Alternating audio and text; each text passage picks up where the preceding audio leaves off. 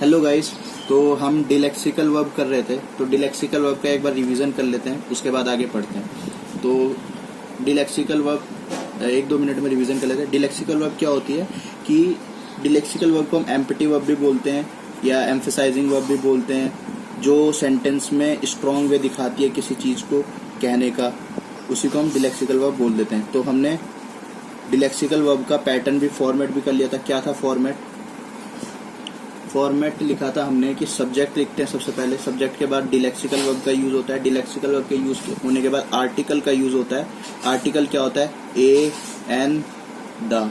Article के बाद क्या आता है? फिर हमारा एडजेक्टिव अगर गिवन है तो एडजेक्टिव आएगा, अदरवाइज एडजेक्टिव के बाद आ जाती है नाउन, NOUN। और ये नाउन जो होता है, ये नाउन वही होता है जिसको जो वर्ब को हम कन्वर्ट कर देते हैं नाउन में डिलेक्सिकल वर्ब की मदद से। तो हमने फॉर्मेट पढ़ लिया था। फॉर्मेट पढ़ने के बाद अब हम डिलेक्सिकल वर्ब, मैंने शुरू लेक्चर में कुछ बताया था कि कुछ डिलेक्सिकल वर्ब्स होती हैं। अब हम उसको हम डीपली पढ़ते हैं। तो कौन कौन सी डिलेक्सिकल वर्ब होती हैं? हैव होती है, और हैव होती है, टेक होती है, और भी होती है। तो सबसे पहले हम हैव पढ़ते हैं। तो मैं आज का टॉपिक क्या है? Have as an delexical verb. Delexical verb. तो अब हैव का डिलेक्सिकल वर्ब की तरह कहाँ कहाँ यूज होता है? तो हैव का डिलेक्सिकल वर्ब की तरह तीन जगह यूज होता है। जो पहला होता है उसको हम बोल सकते हैं टॉकिंग में या कन्वर्सेशन, ये टाइप है। इस टाइप में हमें जो हैव वर्ब दिखती है वो डिलेक्सिकल वर्ब की तरह दिख सकती है। इसके हम धीरे धीरे एग्जाम्पल भी करेंगे। तो हैव के बाद और कहाँ हम देख सकते हैं? हम फूड आइटम में या ड्रिंक ऑफर करने में या फूड खाने में उसमें यूज कर सकते हैं। और डिसएग्रीमेंट, किसी के साथ सहमति नहीं होना, तो उसमें भी हम हैव का यूज करते हैं एज एन डिलेक्सिकल वर्ब। और डिस्प्यूट में, डिस्प्यूट क्या होता है? किसी से झगड़ा हो रहा हो या लड़ाई हो रही हो, तो उसमें भी हम यूज कर लेते हैं हैव को एज एन डिलेक्सिकल वर्ब। तो हम एग्जांपल करते हैं सबसे पहले टॉकिंग का। टॉकिंग केस में हैव डिलेक्सिकल वर्ब की तरह कैसे यूज होती है। मैं एग्जांपल लिखता हूँ, तो एग्जांपल से समझ में आएगा कि डिलेक्सिकल वर्ब का मीनिंग क्या होता है और अच्छे से समझ में आ जाएगा। तो सबसे पहले तीन एग्जांपल लिखता हूँ। पहला, लेट्स हैव अ डिस्कशन। पहला। दूसरा क्या है? Let's have a conversation. तीसरा क्या है? Let's have a chat on WhatsApp कर देते हैं, आजकल व्हाट्सएप चल रहा है, ठीक है। तो अब हम क्या देख रहे हैं? इन तीनों का हिंदी मतलब एक बार बता देता हूँ। हिंदी मतलब क्या है? चलो हम डिस्कशन करते हैं। यहाँ पे क्या है? चलो हम कुछ कन्वर्सेशन करते हैं। यहाँ पे चलो हम व्हाट्सएप पे चैट करते हैं। ये तीनों हिंदी मतलब है। जिसको लिखना है वो लिख सकता है। तो देखने वाली चीज क्या है? Let's have, let's have, let's have. तो इसका चलो करते हैं, इस सेंटेंस इतने का मीनिंग आ रहा है चलो करते हैं। लेकिन क्या करना है आगे? तो पूरे सेंटेंस को हमें अंडरस्टैंड करने के लिए क्लियर मीनिंग चाहिए। तो क्लियर मीनिंग तो हैव की मदद से आ ही नहीं रहा। तो क्लियर मीनिंग किसकी मदद से आ रहा है? क्लियर मीनिंग मदद से आ रहा है ये डिस्कशन। यहाँ पे क्या आ रहा है? कन्वर्सेशन। यहाँ पे क्या आ रहा है? Chat on WhatsApp.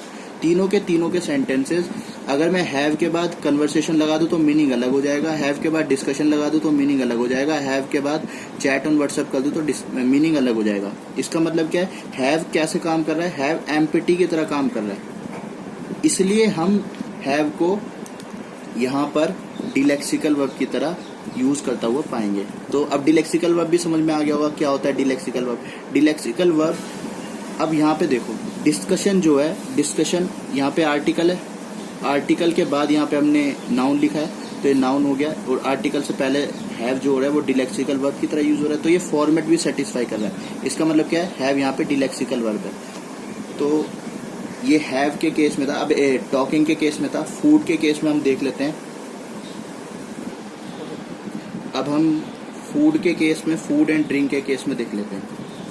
Food and drink के केस में देखते हैं कि जो हैव होता है वो डिलेक्सिकल वर्ब की तरह कैसे यूज होता है। एग्जाम्पल लिखते हैं, एग्जाम्पल से समझ में आएगा। तो एग्जाम्पल क्या है, पहला एग्जाम्पल लिखते हैं, I had lunch in afternoon. पहला। दूसरा लिखते हैं, I had a piece of cake. दूसरा लिखता हूँ, I had a cup of tea. Cup of tea. तो पहली बात तो कोई ये मत सोचना सर यहाँ पे हैव नहीं लिखा, ये जो हैड है ये हैव की फॉर्म है। यहाँ पे मैंने हैव को पास्ट में लिखा, ये क्या है, पास्ट में लिखा हुआ है, तो इसलिए हैड आया। तो हैव ही लिखा हुआ है, ये हैव का ही मीनिंग देगा। तो हैव यहाँ पे कैसे काम करा, अब देखो, I had lunch, I had a lunch, I had a piece of cake, I had a cup of tea. ठीक है, तो मैं इन तीनों को ऐसे ले लेता हूँ, I had, I had, I had. I had के बाद अगर मैं लंच लगा देता हूँ, I had a lunch in afternoon, तो क्या सेंस आ रहा है कि मैंने लंच किया आफ्टरनून में। और उसके बाद मैं अगर एक पीस ऑफ केक लगा देता हूँ तो उसका मतलब क्या आएगा, मैंने केक खाया है। और अगर मैं कप ऑफ टी बता दूंगा तो लिखूंगा कि भाई मैंने चाय पी है। इसका मतलब क्या है कि आई हैड से कोई मीनिंग नहीं आ रहा, मीनिंग किससे आ रहा है, इसके बाद जो लिखा हुआ है। आई हैड से कोई मीनिंग नहीं आ रहा, क्या हो रहा है, कुछ हो रहा है, कुछ पता नहीं चला। आई हैड, मैंने लिया, क्या लिया, क्या लिया, कुछ क्लियर मीनिंग नहीं है। क्लियर मीनिंग किसकी मदद से, इसकी मदद से। तो ये कैसा काम कर रहा है, एम्पटी वर्ब। यहाँ पे ये वर्ब का रोल प्ले कर रहा है, इसलिए वर्ब है। और ये एम्पटी, कोई मीनिंग नहीं आ रहा है, इसका मतलब इसलिए एम्पटी वर्ब है। अगर एम्पटी वर्ब है तो इसको हम डिलेक्सिकल वर्ब भी बोलते हैं, ये हमने पढ़ चुका है। तो अब हम अगले केस पे बढ़ते हैं। अगला केस क्या है, disagreement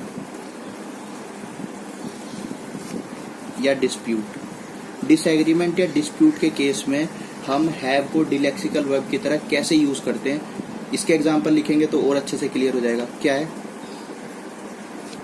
they had a fight yesterday. ठीक है,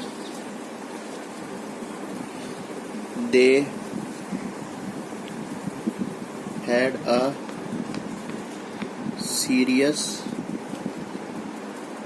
क्वेरल। क्वेरल का मतलब क्या होता है, लड़ाई या झगड़ना। ठीक है, और देख लेते हैं एक दो एग्जांपल हो। दे हैड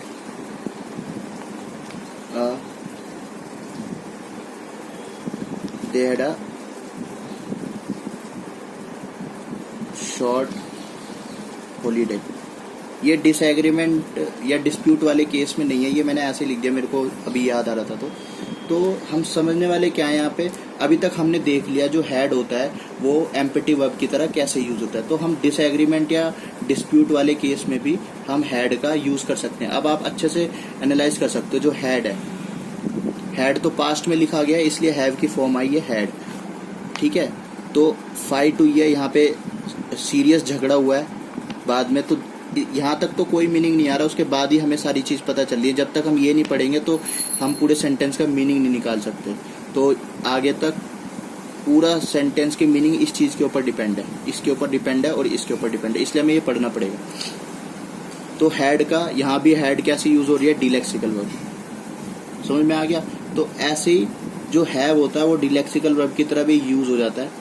और अब हम आगे दूसरी डिलेक्सिकल वर्ब पढ़ेंगे जो टेक होगी। टेक कैसे डिलेक्सिकल वर्ब की तरह यूज होती है वो हम अगली वीडियो में